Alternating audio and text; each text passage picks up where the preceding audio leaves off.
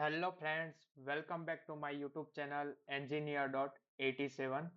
आज हम देखने वाले हैं अनबॉक्सिंग ऑफ सेंट्रीफ्यूगल पंप, यानी कि सेंट्रीफ्यूगल पंप के अंदर कौन से की कंपोनेंट रहते हैं, उनका फंक्शन क्या है, वो आज इस वीडियो में हम डिस्कस करने वाले हैं। ये मेरा पी फॉर पंप सीरीज का 12th वीडियो है। अगर आपने 1 से लेके 11 तक का वीडियो नहीं देखा है तो वो जो P for pump series playlist है उसका मैं लिंक अभी ऊपर आई बटन में दे रहा हूँ। आप वहां जाके विजिट कर सकते हैं और पंप के ऊपर वेरियस इंडस्ट्री रिलेवेंट वीडियोस आप देख सकते हैं। तो चलिए शुरू करते हैं। तो सबसे पहला की कंपोनेंट है केसिंग। ठीक है, केसिंग का काम क्या है? जो इम्पेलर फ्लूइड के ऊपर काइनेटिक एनर्जी प्रोवाइड करता है उसको प्रेशर एनर्जी में जो कन्वर्ट करता है वो काम है केसिंग का। तो केसिंग बेसिकली टू टाइप के मेजर है। पहला है वॉल्यूट केसिंग, दूसरा है डिफ्यूजर केसिंग। डिफ्यूजर केसिंग में क्या रहता है? जो मेरा इम्पेलर है उसके अराउंड में सराउंडिंग में गाइड्स वेन रहते हैं फ्लूइड को गाइड करने के लिए, और वॉल्यूट केसिंग में जो गाइड वेन है वो नहीं रहता है। तो नेक्स्ट स्लाइड में आप उसका है वो डिफरेंस देख सकते हैं। तो ये मेरा विदाउट डिफ्यूजर यानी कि वॉल्यूट केसिंग है। यहाँ पे आप देख सकते हैं कि जो इम्पेलर है उसके सराउंडिंग में कोई भी फ्लूइड को गाइड करने के लिए गाइड वेंस नहीं है, और ये है विथ डिफ्यूजर। यानी यहाँ देख सकते हैं ये मेरा इम्पेलर है, उसके सराउंडिंग में फ्लूइड को गाइड करने के लिए गाइड वेंस दिया गया है। तो ये मेजरली टू टाइप के केसिंग इंडस्ट्री में यूज होते हैं। उसके बाद है impeller eye and impeller. Impeller eye वो पोर्शन है पंप का, इम्पेलर का, जहां से मेरा फ्लूइड है वो मेरा सक्शन नोजल से एंटर होगा, सबसे पहले इम्पेलर आई के ऊपर स्ट्राइक करेगा। और इम्पेलर इम्पेलर पहले भी मैंने बताया है, its heart of the pump, हमारा हीरो है। सेंट्रीफ्यूगल पंप का हीरो बोले तो वो इम्पेलर है। तो उसका मेन फंक्शन है कि जो फ्लूइड सक्शन में से आएगा उसको काइनेटिक एनर्जी प्रोवाइड करता है, और काइनेटिक एनर्जी प्रोवाइड करेगा with the use of centrifugal action.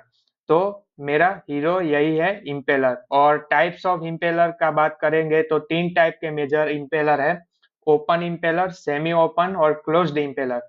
इसका फंक्शन क्या रहता है तीनों का, उसका मैंने ऑलरेडी एक लंबा वीडियो बनाया है टाइप्स ऑफ इम्पेलर के ऊपर, तो उसका लिंक मैं अभी आई बटन में दे रहा हूँ। तो आप डिटेल में टाइप्स ऑफ इम्पेलर आप लर्न कर सकते हैं। उसके बाद है शाफ्ट।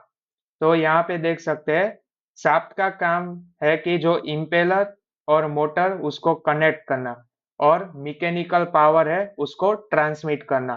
और इसका जो एमओसी है, material of construction, majorly SS, यानी कि स्टेनलेस स्टील या तो हाई स्ट्रेंथ एलॉय रहता है।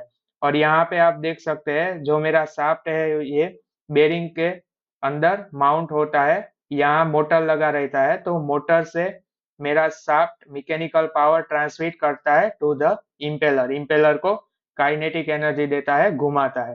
ठीक है, तो ये हो गया शाफ्ट। उसके बाद है शाफ्ट स्लीव।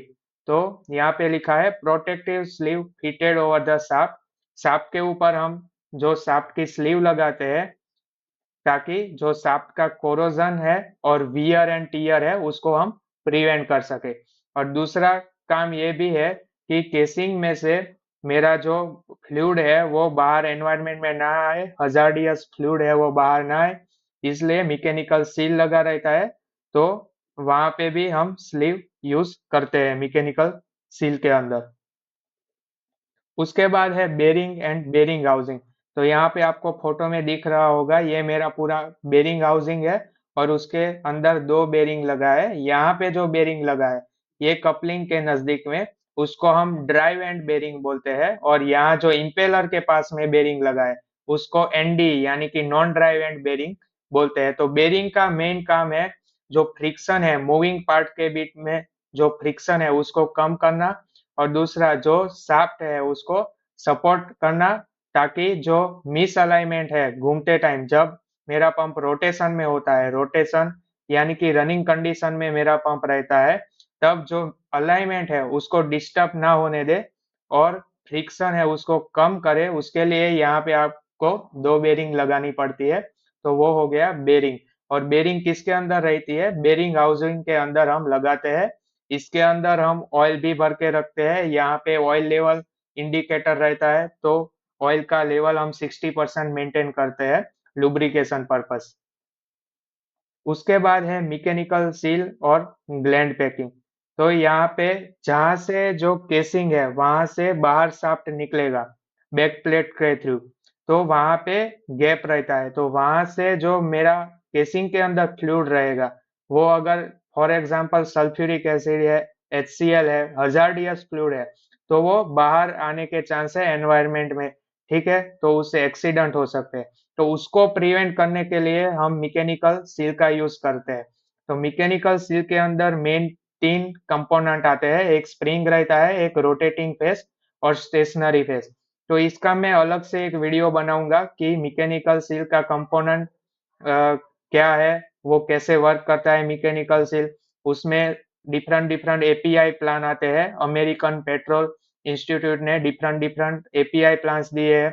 उस हिसाब से सील कैसे फिट होता है पंप के अंदर, तो मैं अलग से एक पूरा वीडियो बनाऊंगा। अभी के लिए आप इतना समझ लो कि जो केसिंग से मेरा फ्लूइड बाहर आने का चांस है, शाफ्ट और केसिंग के बीच में थोड़ा गैप रहता है, वहां से फ्लूइड बाहर आने का चांस है। उसको प्रिवेंट करने के लिए या तो मैं मैकेनिकल सील या तो ग्लैंड पैकिंग है, उसका मैं यूज करूंगा। तो यहाँ पे आप देख सकते हैं ये सील भी यूज कर सकते हैं। और दूसरा यहाँ पे आप देख सकते हैं जो मेरा ये केसिंग का बैक प्लेट है और ये मेरा शाफ्ट है, तो उसके बीच में यहाँ जो गैप है उसको प्रिवेंट करने के लिए हम यहाँ पे ग्लैंड पैकिंग भी लगा सकते हैं। तो gland packing uses ring of soft material का रिंग रहता है, वो हम यहाँ पे फिट कर देते हैं ताकि जो मेरा फ्लूइड है वो बाहर ना आए। और इसके बीच में लेटरल रिंग बोलते हैं। इसका जो ग्लैंड पैकिंग के टाइम जब घूमता है सांप तो हीट जनरेट होता है, तो उसको कूल डाउन करने के लिए इक्वली कूल डाउन करने के लिए हम ये लेटरल रिंग का यूज करते हैं। ठीक है, अभी नेक्स्ट आगे चलते हैं। उसके बाद है मेरा स्टफिंग बॉक्स। तो स्टफिंग बॉक्स का काम यही है, function of stuffing box is seal the gap around shaft to prevent fluid leakage from pump casing. Casing में से फ्लूइड बाहर आएगा चांस है, तो वहां पे सीलिंग के लिए स्टफिंग बॉक्स हम रखते हैं। तो जो आगे की स्लाइड में मैंने बताया कि मैकेनिकल सील या तो ग्लैंड ड्रॉप हम यूज कर सकते हैं, तो वो दोनों किसके अंदर फिट होगा? वो ये जो स्टफिंग बॉक्स है उसके अंदर मैकेनिकल सील, और जो ग्लैंड पैकिंग है वो हम स्टफिंग बॉक्स के अंदर हम उसको फिट करते हैं। तो यहाँ पे वही लिखा है, हाउसेज द मैकेनिकल सील और पैकिंग। उसके बाद है वियर रिंग। उसको केसिंग रिंग भी बोलते हैं, इम्पेलर रिंग भी बोलते हैं। तो इसका जो फंक्शन है कि ये है रिप्लेसेबल रिंग है फर्स्ट। और दूसरा जो इम्पेलर और केसिंग है उसके बीच में डायरेक्ट कांटेक्ट ना हो, इसलिए हम बीच में रिंग लगा देते हैं। यहाँ पे आपको फोटोग्राफ में दिख रहा होगा, ये मेरा केसिंग है, ये मेरा इम्पेलर। उसके बीच में डायरेक्ट कांटेक्ट ना हो, फ्रिक्शन ना हो, वियर एंड टियर ना हो, इसलिए वियर रिंग हम लगाते हैं। ताकि अगर मिसअलाइनमेंट हो या कुछ एबनॉर्मालिटी हो, तो अगर सबसे पहले जो डैमेज होगा वो वियर रिंग होगा, तो वियर रिंग डैमेज होगा तो हम उसको आसानी से रिप्लेस कर सकते हैं। और अगर ये नहीं रखेंगे तो इम्पेलर हमारा डैमेज होगा या तो केसिंग डैमेज होगा, तो वो हाई कॉस्ट मेंटेनेंस हो जाए। तो इसलिए वियर रिंग रखते हैं। और दूसरा, एफिशिएंसी को मेंटेन करने के लिए जो गैप है वो गैप मेंटेन होगा तो एफिशिएंसी मेंटेन होगा, तो वो एफिशिएंसी मेंटेन रखने के लिए भी वियरिंग का यूज हम लोग करते हैं। उसके बाद है कपलिंग, जो मेरा मोटर का शाफ्ट और पंप का शाफ्ट, वो दोनों को कनेक्ट करने के लिए हम कपलिंग यूज करते हैं। तो मेजरली कपलिंग, फ्लेक्सिबल कपलिंग आती है, रिजिड कपलिंग आती है, स्पेसर टाइप की कपलिंग आती है। और ये जो कपलिंग का काम है कि जो माइनर मिस अलाइनमेंट है और वाइब्रेशन उसको एब्जॉर्ब कर लेती है कपलिंग। तो जो कनेक्शन है मेरा मोटर शाफ्ट पंप शाफ्ट का, वो किसके थ्रू होता है? कपलिंग के थ्रू। तो यहाँ पे काफी सारी जो टाइप्स ऑफ कपलिंग है इसका मैंने फोटोग्राफ लिया है। तो आप देख सकते हैं रिजिड कपलिंग है, स्लीव कपलिंग, फ्लेंज कपलिंग है, गियर कपलिंग है, ओल्डाम कपलिंग है, जो कपलिंग। ज्यादातर इंडस्ट्री में ये जो कपलिंग आपको दिख रहा है उसका यूज होता है, और फ्लेक्सिबल कपलिंग यानी कि इसमें बीच में मेटालिक सीम रहता है।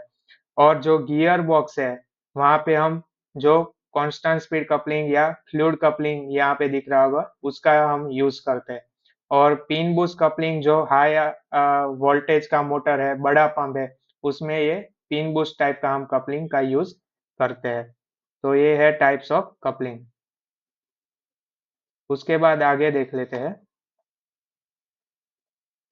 बैक प्लेट और कवर प्लेट। अभी जो मेरा केसिंग रहेगा, उसके पीछे जो प्लेट रहेगा, वो है बैक प्लेट बोलते हैं, उसको कवर प्लेट भी बोलते हैं। और यहाँ से ही हमारा जो इम्पेलर का शाफ्ट है, वो बैक प्लेट के थ्रू एक होल रहेगा, वहां से हमारा शाफ्ट बाहर निकलता है। ठीक है, यहाँ पे आपको दिख रहा होगा, ये मेरा बैक प्लेट है, यहाँ पे फिगर में आपको दिखेगा। तो इसका फंक्शन क्या है? The backplate is stationary housing component of pump casing that cover impeller and contain fluid within the pump। मेरा जो फ्लूइड है वो केसिंग के अंदर ही रहे और पंप के अंदर ही रहे, इसलिए हम स्टेशनरी प्लेट लगाते हैं, उसको बैक प्लेट कहते हैं। और जो पंप का शाफ्ट है वो बैक प्लेट में होल के थ्रू बाहर निकलता है। फिर वो स्टफिंग बॉक्स में से जाएगा शाफ्ट, फिर बेरिंग हाउसिंग में से जाएगा, और फिर कपल हो जाएगा मोटर शाफ्ट के साथ। तो यहाँ पे पूरा आप पंप का सारे कंपोनेंट देख सकते हैं। ये मेरा डिस्चार्ज फ्लैंज है, ये मेरा सक्शन फ्लैंज है, इम्पेलर आई है जहाँ से फ्लूइड मेरा एंटर होगा, फिर मेरा इम्पेलर हो गया है, ये क्लोज टाइप इम्पेलर है।